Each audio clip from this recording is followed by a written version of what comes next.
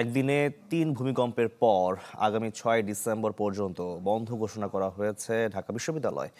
আজ বিকেল ৫টার মধ্যে শিক্ষার্থীদের আবাসিক হল খালি করতে বলা হয়েছে। এ বিষয়ে ঢাকা বিশ্ববিদ্যালয়ের প্রক্টর সাইফুদ্দিন আহমেদ জানান, হলগুলোর ক্ষয়ক্ষতি পর্যবেক্ষণের পর সংস্কার করতে ২ সপ্তাহ সময় প্রয়োজন, তাই এই বন্ধের সিদ্ধান্ত নেওয়া হয়েছে। তবে এর বিরোধিতা করে ভিসির বাসভবনের সামনে অবস্থান নেন ক্যাম্পাসের কয়েকজন আবাসিক শিক্ষার্থী। তারা দাবি জানান বাস্তবায়নযোগ্য সমাধানের। এর আগে ঢাকাসহ সারা দেশে তৃতীয় দফায় ভূমিকম্পের সময় হুড়োহুড়ি করে নামতে গিয়ে ঢাকা বিশ্ববিদ্যালয়ের অন্তত ৬ শিক্ষার্থী আহত হন।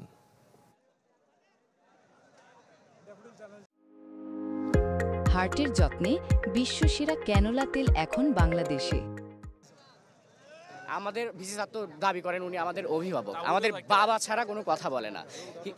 গতকালকে উনি বললেছে I am always open, my gate is always open, if there is any problem come to my house.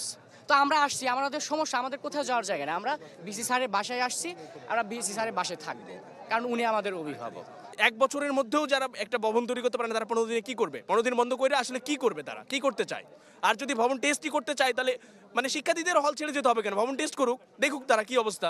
দ্বিচারিতাকারী প্রশাসন, দ্বিচারিতাকারী ছাত্র সংসদকে আল্লাহ তুমি হেদায়েত দান করো।